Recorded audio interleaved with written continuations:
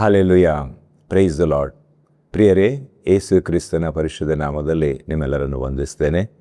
Guiding light, ದಾರಿದೀಪ ಎಂಬ ದೇವರ ವಾಕ್ಯ ಧ್ಯಾನ ಭಾಗಕ್ಕೆ ನಿಮ್ಮೆಲ್ಲರನ್ನು ಸ್ವಾಗತಿಸ್ತೇನೆ. ಪ್ರಿಯರೇ, ಇಂದು ನಾವು ದೇವರ ವಾಕ್ಯದಲ್ಲಿ ಧ್ಯಾನಿಸಲಿಕ್ಕೆ ಹೋಗುವ ದೇವರನ್ನ ಹೃದಯದಲ್ಲಿ ಹಾಕಿದಂಥ ವಿಷಯ ಇವತ್ತಿನ ಧ್ಯಾನಕ್ಕೋಸ್ಕರ ಪ್ರೀತಿಯ ಶಕ್ತಿ, ಪವರ್ ಆಫ್ ಲವ್. ನಾವು ಈ ಸಂದೇಶವನ್ನು 2 ಭಾಗದಲ್ಲಿ ಧ್ಯಾನಿಸಲಿಕ್ಕಿದ್ದೇವೆ. ಇವತ್ತು ನಾವು ಮೊದಲನೇ ಭಾಗವನ್ನು ಧ್ಯಾನಿಸುವ. ದೇವರ ವಾಕ್ಯಕ್ಕೆ ಹೋಗುವುದಕ್ಕಿಂತ ಮೊದಲು ಪ್ರಾರ್ಥಿಸುವ. ತಂದೆ, ನಿಮಗೆ ಸ್ತೋತ್ರ. ಅದ್ಭುತನಾದ ದೇವರು, ಮಹಿಮೆಯುಳ್ಳ ದೇವರು, ಅತಿ ಪರಿಶುದ್ಧನು. ತಂದೆ, ನಾವು ನಿಮ್ಮ ಸನ್ನಿಧಿಗೆ ಬಂದಿದ್ದೇವೆ ಸ್ವಾಮಿ. ನಿಮ್ಮ ಸ್ವರವನ್ನು, ನಿಮ್ಮ ವಾಕ್ಯವನ್ನು ಕೇಳಲಿಕ್ಕೆ ಬಂದಿದ್ದೇವೆ. ನಮ್ಮ ಜೀವಿತದಲ್ಲಿ ಅದ್ಭುತ ಅತಿಶಯ ಮಾತುಗಳನ್ನು ಮಾಡಿದ ದೇವರು, ನಮ್ಮನ್ನು ಹೇರಳವಾಗಿ ಆಶೀರ್ವದಿಸಿದ ನೀವಾಗಿದ್ದೀರಿ. ತಂದೆ, ಈ ಸಮಯದಲ್ಲಿ ನೀವು ನಮ್ಮೊಂದಿಗೆ ಮಾತನಾಡಿ, ನಿಮ್ಮ ಜೀವವುಳ್ಳ ವಾಕ್ಯದ ಮೂಲಕ ಮಾತನಾಡಿ ಸ್ವಾಮಿ. ಅಪ್ಪ, ಈ ಸಂದೇಶವನ್ನು ಕೇಳುವ ಪ್ರತಿಯೊಬ್ಬರ ಹೃದಯವನ್ನು ಸ್ಪರ್ಶಿಸಿ ಸ್ವಾಮಿ. ಮಾತಾದ ಕಾರ್ಯ ಮಾಡಿ. ನಿಮ್ಮ ವಾಕ್ಯಗಳು ಕಾರ್ಯ ಸಾಧಕವಾದುದು, ಇಬ್ಬಾಯಿ ಕತ್ತಿಗೆ ತಲದವಾದುದು, ಪ್ರಾಣ ಆತ್ಮ ಕೀಳು ಮಜೆಯನ್ನು ತೂರಿ ಹೋಗುವಷ್ಟು ಮಟ್ಟಿಗೆ ಅಪ್ಪ ಚಲಿಸುವಂಥದ್ದಾಗಿದೆ ರಾಜ. ನಿಮಗೆ ಮಹಿಮೆ ಆಗಲಿ ರಾಜ. Thank you lord. ಪವಿತ್ರ ಆತ್ಮ ಎಲ್ಲವನ್ನು ನಿಮ್ಮ ತೊಟ್ಟಿಗೆ ತೆಗೆದುಕೊಳ್ಳಿ. ಮಾತನಾಡುವ ನನ್ನನ್ನು ಕೇಳಿಸಿಕೊಂಡು ಜನರನ್ನು ಆಳ್ವಿಕೆ ಮಾಡಿ. ತಂದೆ, ನಿಮ್ಮ ಚಿತ್ತ ನೆರವೇರಲಿ. ಯೇಸು ಕ್ರಿಸ್ತನ ನಾಮದಲ್ಲಿ ಬೇಡಿ ಬಂದಿದ್ದೇವೆ, ಆಮೆನ್. ಪ್ರಿಯರೇ, ನಾವು ಇಂದಿನ ಸಂದೇಶದಲ್ಲಿ ಧ್ಯಾನಿಸಲಿಕ್ಕೆ ವಿಷಯ ನಾನಾಗಲೇ ಹೇಳಿದಾಗೆ ಪ್ರೀತಿಯ ಶಕ್ತಿ, ಪವರ್ ಆಫ್ ಲವ್. ನಾವು 1 ಕೊರಿಂಥ 13ನೇ ಅಧ್ಯಾಯದ 13ನೇ ವಚನವನ್ನು ಮೊದಲು ನೋಡಿಕೊಳ್ಳುವ.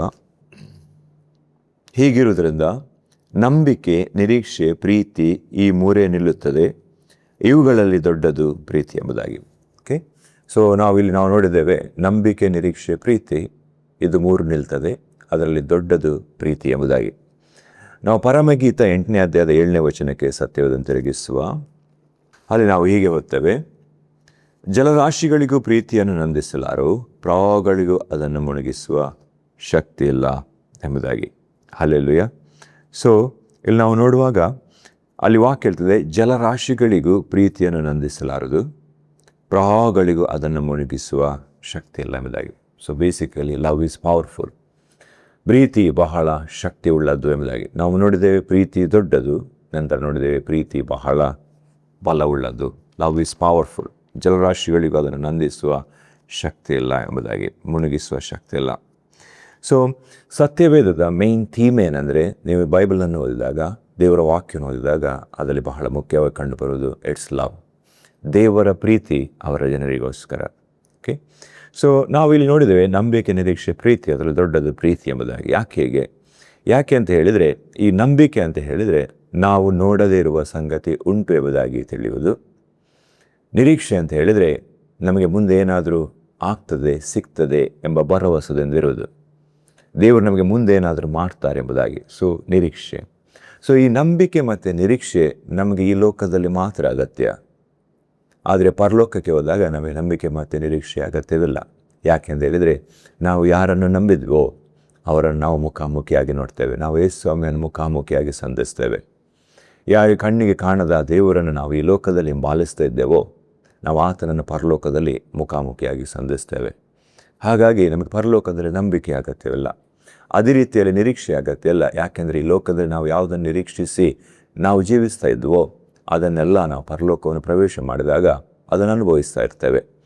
ಸೊ ನಂಬಿಕೆ ಮತ್ತು ನಿರೀಕ್ಷೆ ಈ ಲೋಕಕ್ಕೆ ಮಾತ್ರ, ಭೂಲೋಕಕ್ಕೆ ಮಾತ್ರ, ಪರಲೋಕದಲ್ಲಿ ಅದರ ಕಾರ್ಯವಿಲ್ಲ. ಆದರೆ ಪ್ರೀತಿ ಹಾಗೆಲ್ಲ. ಪ್ರೀತಿ ನಮಗೆ ಭೂಮಿಯಲ್ಲೂ ಬೇಕು, ಪ್ರೀತಿ ನಮಗೆ ಪರಲೋಕದಲ್ಲಿ ಕೂಡ ಬೇಕು. ನಾವು ಇಲ್ಲಿ ಕೂಡ ಯೇಸುವನ್ನು ಪ್ರೀತಿಸ್ತೇವೆ. ಯೇಸುವಿನ ಜನರನ್ನು, ಇತರರನ್ನು, ದೇವರ ಸೃಷ್ಟಿಯಾದ ಜನರನ್ನು ನಾವು ಪ್ರೀತಿಸ್ತೇವೆ. ಪರಲೋಕವನ್ನು ಪ್ರವೇಶಿಸಿದಾಗಲೂ ಕೂಡ ನಾವು ಅಲ್ಲಿ ಯೇಸುವಿನೊಂದಿಗೆ ಪ್ರೀತಿಯಿಂದ ಇರ್ತೇವೆ. We need love on this earth and in heaven. ನಮಗೆ ಪ್ರೀತಿ ಭೂಲೋಕದಲ್ಲಿಯೂ ಕೂಡ ಬೇಕು, ಪರಲೋಕದಲ್ಲಿಯೂ ಕೂಡ ಬೇಕು. ಸೊ ಪ್ರೀತಿ ಎಲ್ಲಕ್ಕಿಂತ ದೊಡ್ಡದು.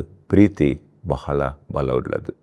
ಸೊ ಈಗ ನಾವು ಮುಂದೆ ನೋಡುವ ಪ್ರೀತಿಯ ಶ್ರೇಷ್ಠತೆಗಳು, ಪ್ರೀತಿಯ ಆಟ್ರಿಬ್ಯೂಟ್ಸ್ಗಳು, ಪ್ರೀತಿಯ ಗುಣಗಳು. ನಾನು ಈಗಾಗಲೇ ಸ್ಟಾರ್ಟ್ ಮಾಡಿದ್ದೇನೆ ಅಂತ ಹೇಳಿದರೆ, ಪ್ರೀತಿ ಭೂಲೋಕದಲ್ಲಿಯೂ ಬೇಕು, ಪ್ರೀತಿ ಪರಲೋಕದಲ್ಲಿ ಕೂಡ ಬೇಕು. ಸೊ ಅದರ ಅರ್ಥ ಪ್ರೀತಿ ಶಾಶ್ವತ. ಸೊ ಮೊದಲನೇದು ಲವ್ ಈಸ್ ಎಟರ್ನಲ್. ಪ್ರೀತಿ ಶಾಶ್ವತ. ಪ್ರೀತಿ ಎಂದಿಗೂ ಬಿದ್ದು ಹೋಗುವುದಿಲ್ಲ. ಅದು ನಮಗೆ ನಿತ್ಯ ನಿರಂತರವಾಗಿ ಬೇಕು, ಯಾವಾಗಲೂ ಬೇಕು. ನಾವು ಇಲ್ಲಿ ಜೀವಿಸುವಾಗಲೂ ನಮಗೆ ಬೇಕು, ಪರಲೋಕದಲ್ಲಿ ಕೂಡ ನಾವು ಯೇಸುವಿನೊಂದಿಗೆ, ದೇವರೊಂದಿಗೆ ಸಂಬಂಧ ಬೆಳೆಸುವಾಗ ನಮಗೆ ಪ್ರೀತಿಯ ಸಂಬಂಧ ಇದೆ. ಸೊ 1 ಕೊರಿಂಥ 13ನೇ ಅಧ್ಯಾಯದ 8ನೇ ವಚನ ಓದ್ತೇವೆ. ಪ್ರೀತಿಯು ಎಂದಿಗೂ ಬಿದ್ದು ಹೋಗುವುದಿಲ್ಲ ಎಂಬುದಾಗಿ. ಸೊ 1 ಕೊರಿಂಥ 13ನೇ ಅಧ್ಯಾಯ 8ನೇ ವಚನ, ಪ್ರೀತಿ ಎಂದಿಗೂ ಬಿದ್ದಿಲ್ಲ. ಪ್ರೀತಿ ಶಾಶ್ವತ. Love is eternal.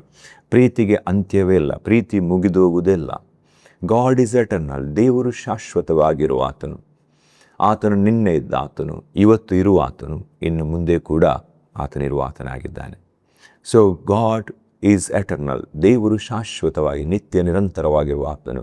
ಆತನು ಭೂತಕಾಲ, ವರ್ತಮಾನ ಕಾಲ, ಭವಿಷ್ಯತ್ ಕಾಲ, ಯುಗಾಂತರಗಳಲ್ಲಿರುವ ಆತನು. ಅದೇ ರೀತಿಯಲ್ಲಿ ಪ್ರೀತಿ ಕೂಡ ಎಟರ್ನಲ್. ಪ್ರೀತಿ ಬಿದ್ದು ಹೋಗುವುದಿಲ್ಲ. ಪ್ರೀತಿ ನಿತ್ಯ ನಿರಂತರವಾಗಿರುವಂಥದ್ದಾಗಿದೆ. ಸೊ ಪ್ರೀತಿ, ದೇವರು ಪ್ರೀತಿಯಾಗಿದ್ದಾರೆ. God is love. God is eternal. Love is eternal and God is love. ದೇವರು ಪ್ರೀತಿಯಾಗಿ. ಸೊ ಕನ್ನಡ ಬೈಬಲ್ ಇರ್ತದೆ ದೇವರು ಪ್ರೀತಿ ಸ್ವರೂಪಿಯಾಗಿದ್ದಾರೆ ಎಂಬುದಾಗಿ. ಇಂಗ್ಲೀಷ್ ಬೈಬಲ್ ಇರ್ತದೆ ಗಾಡ್ ಈಸ್ ಲವ್. 1 ಯೋಹಾನ 4ನೇ ಅಧ್ಯಾಯದ ನಾವು 8ನೇ ವಚನ ಓದುವ. ಪ್ರೀತಿ ಇಲ್ಲದವನು ದೇವರನ್ನು ಬಲ್ಲವನಲ್ಲ, ಯಾಕೆಂದರೆ ದೇವರು ಪ್ರೀತಿ ಸ್ವರೂಪಿ ಎಂಬುದಾಗಿ. 16ನೇ ವಚನ ನಾವು ಹೀಗೆ ಓದ್ತೇವೆ. ದೇವರು ನಮ್ಮಲ್ಲಿ ಹುಟ್ಟಿಸಿರುವ ಪ್ರೀತಿಯನ್ನು ನಾವು ತಿಳಿದುಕೊಂಡಿದ್ದೇವೆ, ಅದನ್ನು ನಂಬಿದ್ದೇವೆ ಎಂಬುದಾಗಿ. ಸೊ 2 ನಾವು ನೋಡಿದ್ವಿ, ದೇವರು ಪ್ರೀತಿ ಸ್ವರೂಪಿ ಎಂಬುದಾಗಿ. God is love. ದೇವರಲ್ಲಿ ಪ್ರೀತಿ ಇರುವುದಲ್ಲ, ದೇವರೇ ಪ್ರೀತಿಯಾಗಿದ್ದಾನೆ. ದೊಡ್ಡ ವ್ಯತ್ಯಾಸ ಇದೆ. ದೇವರಲ್ಲಿ ಪ್ರೀತಿ ಇರುವುದಂದರೆ ಅದಕ್ಕೆ ಲಿಮಿಟ್ ಇದೆ. ದೇವರೇ ಪ್ರೀತಿಯಾಗಿದ್ದಾನೆ ಅಂದರೆ ಅದು ಲಿಮಿಟ್ಲೆಸ್. ಅದಕ್ಕೆ limitless. God is a fountain of love. ದೇವರು ಪ್ರೀತಿಯ ಬುಗ್ಗೆ ಆಗಿದ್ದಾರೆ. ಪ್ರೀತಿ ದೇವರಿಂದ ಆದದ್ದು. ಪ್ರೀತಿ ಮನುಷ್ಯರಿಂದ ಆದದಲ್ಲ, ಪ್ರೀತಿ ದೇವರಿಂದ. God is unlimited. ನಾವು ಸೇವಿಸುವ ಯೇಸು ಸ್ವಾಮಿ, ಆತನು ಇತಿ ಮಿತಿ ಇಲ್ಲದ ದೇವರಾಗಿದ್ದಾರೆ. ಆತನ ಜ್ಞಾನಕ್ಕೆ, ಆತನ ಪ್ರೀತಿಗೆ, ಶಕ್ತಿಗೆ ಯಾವುದೇ ಮಿತಿ ಇಲ್ಲ. ಅದೇ ರೀತಿಯಲ್ಲಿ ನಾವು ನೋಡಿದ್ದೇವೆ ಪ್ರೀತಿ ದೇವರಿಂದ ಆಗಿದ್ದು, ಹಾಗಾಗಿ ಪ್ರೀತಿ ಬಹಳ ಬಲವುಳ್ಳದಾಗಿದೆ. ಸೊ 1 ಯೋಹಾನ 4ನೇ ಅಧ್ಯಾಯದ 7ನೇ ವಚನ, ಪ್ರಿಯರೇ, ನಾವು ಒಬ್ಬರನ್ನೊಬ್ಬರು ಪ್ರೀತಿಸೋಣ, ಪ್ರೀತಿಯು ದೇವರಿಂದ ಆಗಿದೆ. ಹಲ್ಲೆಲೂಯ. ಇಲ್ಲಿ ವಾಕ್ಯ ಸ್ಪಷ್ಟವಾಗಿರ್ತದೆ. ಪ್ರೀತಿ ಯಾವರಿಂದ ಆಗಿದೆ? ಪ್ರೀತಿ ದೇವರಿಂದ ಆಗಿದೆ. So love comes from God. ಪ್ರೀತಿ ದೇವರಿಂದ ಬರುವಂಥದ್ದು. ಅದು ಪ್ರೀತಿ ದೇವರಲ್ಲಿ ಆದದ್ದು. ಸೊ ದೇವರು ಪ್ರೀತಿಯ ಸೋರ್ಸ್ ಆಗಿದ್ದಾರೆ. Is a fountain of love. ನಾವು ನೋಡ್ತೇವೆ God is powerful. God is all powerful. ದೇವರು ಎಲ್ ಶಡಾಯ್ ಆಗಿದ್ದಾನೆ. ಅಂದರೆ ದೇವರು ಸರ್ವಶಕ್ತರಾಗಿದ್ದಾರೆ. ಅಂದರೆ ಎಲ್ಲವನ್ನು ಮಾಡಲಿಕ್ಕೆ ಸಾಧ್ಯವುಳ್ಳವರು. All powerful. God not only powerful, God is all powerful. ಭಾಳ ವ್ಯತ್ಯಾಸ ಇದೆ. Because God is loving. God is full of love. ಪ್ರೀತಿ ಬಲವುಳ್ಳದ್ದು. ದೇವರು ಪ್ರೀತಿಯಾಗಿದ್ದಾರೆ. ಅದಕ್ಕಾಗಿ ದೇವರು ಸರ್ವಶಕ್ತನಾಗಿದ್ದಾರೆ. ಹಲ್ಲೆಲೂಯ.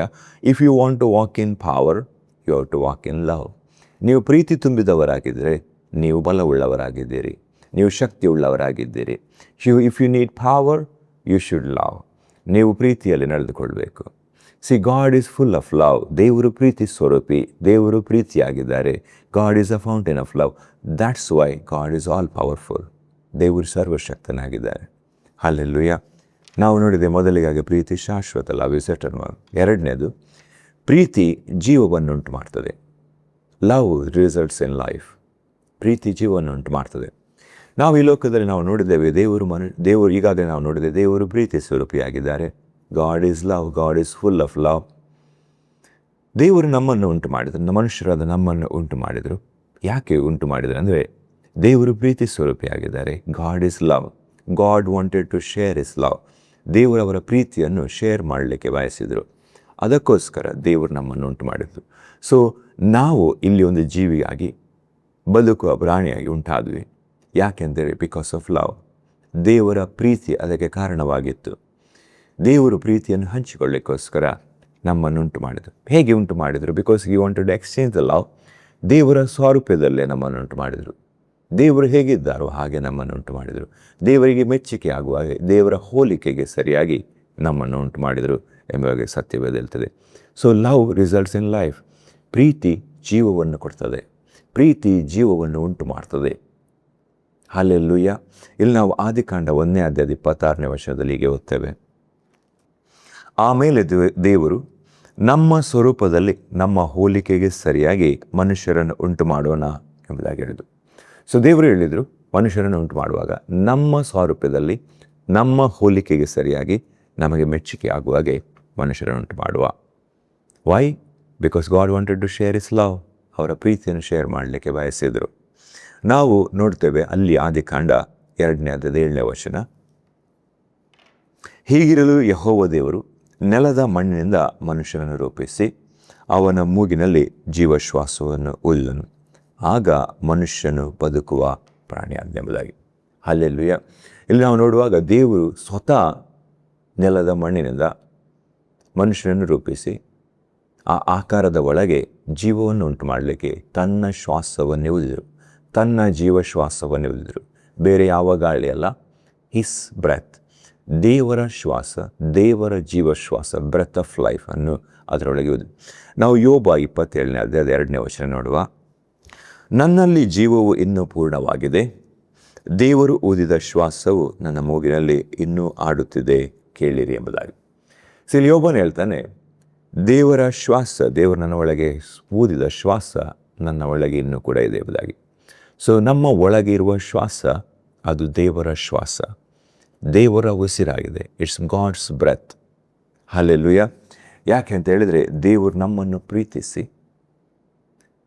ದೇವರು ಪ್ರೀತಿ ಮಾಡಲಿಕ್ಕೋಸ್ಕರ ನಮ್ಮನ್ನು ಈ ಲೋಕದಲ್ಲಿ ಸೃಷ್ಟಿಸಿದರು, ರೂಪಿಸಿದರು, ಉಂಟು ಮಾಡಿದರು. ಅದಕ್ಕೋಸ್ಕರ ಬೇರೆ ಯಾವ ಸ್ವರೂಪ ಅಲ್ಲ, ದೇವರ ಸ್ವರೂಪದಲ್ಲೇ ನಮ್ಮನ್ನು ಉಂಟು ಮಾಡಿದರು. ದೇವರಿಗೆ ಮೆಚ್ಚುಗೆ ಆಗುವಾಗ ಅವರಿಗೆ ಹೋಲಿಕೆಯಾಗಿ ನಮ್ಮನ್ನು ಉಂಟು ಮಾಡಿದರು. ಅಷ್ಟು ಮಾತ್ರ ಅಲ್ಲ, ತನ್ನ ಸ್ವಂತ ಕೈಯಿಂದ ನಮ್ಮನ್ನು ರೂಪಿಸಿದರು.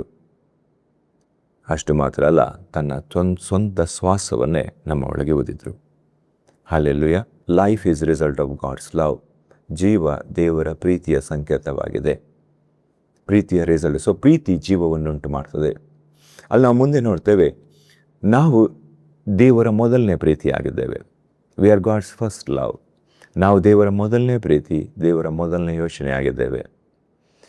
ನಾವು ಎಫೆಸ 1ನೇ ಅಧ್ಯಾಯದ 4ನೇ ವಚನದಲ್ಲಿ ನಾವು ಹೀಗೆ ಓದ್ತೇವೆ, ಹೇಗೆಂದರೆ ನಾವು ಪ್ರೀತಿಯಲ್ಲಿ ನಡೆದು ಆತನ ಸನ್ನಿಧಿಯಲ್ಲಿ ಪರಿಶುದ್ಧರು, ದೋಷವಿಲ್ಲದವರು ಆಗಿರಬೇಕೆಂದು ನಮ್ಮನ್ನು ಜಗದುತ್ಪತ್ತಿಗೆ ಮುಂಚೆ ಕ್ರಿಸ್ತನಲ್ಲಿ ಆರಿಸಿಕೊಂಡರು. ಸೊ ದೇವರು ನಾವು ಪ್ರೀತಿಯಲ್ಲಿ ನಡೆದುಕೊಳ್ಬೇಕೆಂಬುದಾಗಿ ಆತನು ನಮ್ಮನ್ನು ಜಗದುತ್ಪತ್ತಿಗೆ ಮುಂಚೆ ಕ್ರಿಸ್ತನಲ್ಲಿ ಆರಿಸಿ ತೆಗೆದುಕೊಂಡರು.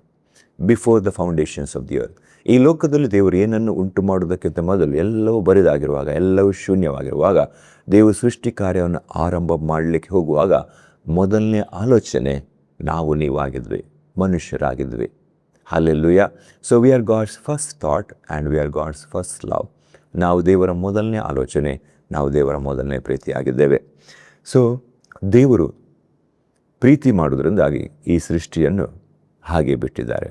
ಈ ಸೃಷ್ಟಿ ನಡೀತಾ ಇದೆ ಅಲ್ಲ, ಈ ಸೃಷ್ಟಿ ಯಾಕೆ ಕೂಡ ಇವತ್ತು ಕೂಡ ಎಕ್ಸಿಸ್ಟ್ ಆಗ್ತಾ ಇದೆ ಅಂತ ಹೇಳಿದರೆ, ದೇವರು ಪ್ರೀತಿ ಸ್ವರೂಪಿ ಆಗಿರೋದ್ರಿಂದ, ದೇವರು ಪ್ರೀತಿಸುತ್ತಾ ಇರೋದ್ರಿಂದಾಗಿ. ಹಲ್ಲೆಲೂಯಾ.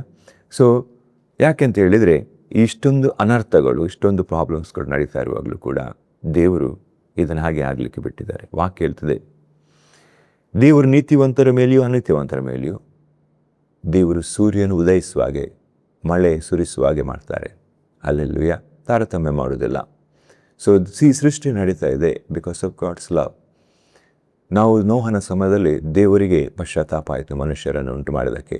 ಯಾಕೆಂದರೆ ಮನುಷ್ಯರಲ್ಲಿ ಪಾಪಗಳು ಹೆಚ್ಚುತ್ತಾ ಇತ್ತು. ಅದಕ್ಕೆ ಜಲಪ್ರಳಯದ ಮೂಲಕ ಇಡೀ ಸೃಷ್ಟಿಯನ್ನು ನಾಶ ಮಾಡ್ತಾರೆ. ನಂತರ ಅದು ಆದ ನಂತರ ದೇವರು ನೊಂದ್ಕೊಳ್ತಾರೆ. ದೇವರು ಅಲ್ಲಿ ಹೇಳ್ತಾರೆ, ನಾನು ಇನ್ನು ಮುಂದೆ ಸೃಷ್ಟಿಯನ್ನು ಹೀಗೆ ನಾಶ ಮಾಡೋದಿಲ್ಲ, ಜಲಪ್ರಳಯದಲ್ಲಿ ನಾಶ ಮಾಡೋದಿಲ್ಲ ಎಂಬುದಾಗಿ. ಹಲ್ಲೆಲೂಯಾ. ಸೊ ದೇವರ ಪ್ರೀತಿ ಅದು ತಾಳ್ಮೆಯನ್ನು ಉಂಟು ಮಾಡಿ. ಯಾಕೆಂದರೆ ಪ್ರೀತಿ ಬಹು ತಾಳ್ಮೆ ಉಳ್ಳದ್ದು ಎಂಬುದಾಗಿ ಸತ್ಯವೇದ ಹೇಳ್ತದೆ. ಸೊ ನಮ್ಮ ಒಳಗೂ ಕೂಡ ದೇವರು ಪ್ರೀತಿಯನ್ನು ಬಯಸುವ ದಾಹವನ್ನು ಉಂಟು ಮಾಡಿದ್ದಾರೆ. Because we are created as a result of love. ನಾವು ದೇವರ ಪ್ರೀತಿಯ ಪ್ರತಿಫಲವಾಗಿ ಉಂಟಾದವರು, ದೇವರ ಪ್ರೀತಿಯ ಹಂಬಲಿಕೆಯಿಂದ ನಾವು ಉಂಟಾದವರು. Because God wanted to share his love. ಹಾಗಾಗಿ ನಮ್ಮ ಒಳಗೂ ಕೂಡ ನಾವು ಪ್ರೀತಿಯನ್ನು ಹಂಬಲಿಸುವ ಗುಣ ಇದೆ, ಹುಡುಕುವ ಗುಣ ಇದೆ. ಹಲ್ಲೆಲೂಯಾ. ಇದು ಒಳ್ಳೆಯದೇ. ಯಾಕೆ ಅಂತ ಹೇಳಿದರೆ ಈ ಹಂಬಲಿಕೆ, ಈ ದಾಹ ನಮ್ಮನ್ನು ಯೇಸುವಿನ ಬಳಿಗೆ ತರ್ತದೆ. ಬಿಕಾಸ್ ಈ ಈಸ್ ದ ಟ್ರೂ ಲವ್. ಯೇಸು ಸ್ವಾಮಿ ನಿಜವಾದ ಪ್ರೀತಿಯಾಗಿದ್ದಾರೆ. ಯೇಸು ದೇವರ ಪ್ರೀತಿಯಾಗಿದ್ದಾರೆ. Jesus is the symbol of God's love. ಯೇಸು ದೇವರ ಪ್ರೀತಿಯ ಸಂಕೇತವಾಗಿದ್ದಾರೆ. ಹಲ್ಲೆಲೂಯಾ. ಸೊ ನಮ್ಮ ಈ ಹಂಬಲಿಗೆ ನಮಗೆ ಪ್ರೀತಿ ಬೇಕು ಎಂಬ ಹಂಬಲಿಕೆ, ಆ ಪ್ರೀತಿಯನ್ನು ಹುಡುಕುವ ದಾಹ ನಮ್ಮನ್ನು ಅಲ್ಟಿಮೇಟ್ಲಿ ಎಲ್ಲಿ ತಂದು ನಿಲ್ಲಿಸ್ತದೆ ಅಂದರೆ ಯೇಸುವಿನ ಬಳಿಯಲ್ಲಿ. ಹಲ್ಲೆಲೂಯ. ದೇವರನ್ನು ಹುಡುಕುವ ಹಾಗೆ, ದೇವರ ಬಳಿಗೆ ಬರುವ ಹಾಗೆ ನಮ್ಮನ್ನು ಮಾಡ್ತದೆ. ನಾವು ಪ್ರಾರ್ಥನೆ ಮಾಡುವ. ದೇವರ ಈ ವಾಕ್ಯ ಭಾಗದ ಮೂಲಕ ನಿಮ್ಮೆಲ್ಲರನ್ನು ಆಶೀರ್ವಾದ ಮಾಡಲಿ. ಪ್ರೀತಿಯ ಪರಲೋಕದಲ್ಲಿರುವ ತಂದೆಯಾದ ದೇವರೇ, ಯೇಸು ಕ್ರಿಸ್ತನ ನಾಮದಲ್ಲಿ ನಿಮ್ಮ ಪಾದದ ಬಳಿಯಲ್ಲಿ ಪ್ರಾರ್ಥನೆ ಮಾಡ್ತಿದ್ದೇವೆ. ತಂದೆ, ಈ ಸ್ವಾಮೀಜಿಗಳ ವಾಕ್ಯಗಳಿಗಾಗಿ ಸ್ತೋತ್ರ. ವಾಕ್ಯಗಳ ಮೂಲಕ ಎಲ್ಲರೊಂದಿಗೆ ಮಾತನಾಡಿದಿರಿ, ಪ್ರತಿಯೊಬ್ಬರ ಹೃದಯವನ್ನು ಸ್ಪರ್ಶಿಸಿದಿರೋದಕ್ಕಾಗಿ ಸ್ತೋತ್ರ ರಾಜ. ಅಪ್ಪ ತಂದೆ, ಮಾತದ ಕಾರ್ಯ ಮಾಡಿ, ಅದ್ಭುತ ಮಾಡಿ, ಈ ಸಂದೇಶ ಕೇಳ್ತಿರುವ ಪ್ರತಿಯೊಬ್ಬರ ಮೇಲೆ ನಿಮ್ಮ ಅದ್ಭುತ ಹಸ್ತ ಬರಲಿ. ಅಪ್ಪ, ನಿಮ್ಮ ಪ್ರೀತಿ ರಸಗಳು ಪವಿತ್ರ ಆತ್ಮನ ಮೂಲಕ ಅವರ ಹೃದಯದಲ್ಲಿ ಧಾರಾಕಾರವಾಗಿ ಸುರಿಯಲಿ ಸ್ವಾಮಿ. ಅಪ್ಪ, ಪ್ರೀತಿ ಬಹಳ ದೊಡ್ಡದು, ಪ್ರೀತಿ ಬಹಳ ಬಲವುಳ್ಳದೆಂಬುದಾಗಿ ಧ್ಯಾನಿಸಿದ್ದೇವೆ. ಅಪ್ಪ ಯೇಸುವೆ, ನಿಮ್ಮ ಪ್ರೀತಿ ದೊಡ್ಡದು ಸ್ವಾಮಿ, ನಿಮ್ಮ ಪ್ರೀತಿ ಬಹಳ ಬಲವುಳ್ಳದ್ದು ಸ್ವಾಮಿ. ನಿಮ್ಮ ಪ್ರೀತಿಯಿಂದ ನಮ್ಮನ್ನು ನಿಮ್ಮ ಕಡೆಗೆ ಸೆಳೆದುಕೊಂಡಿದ್ದೀರಿ.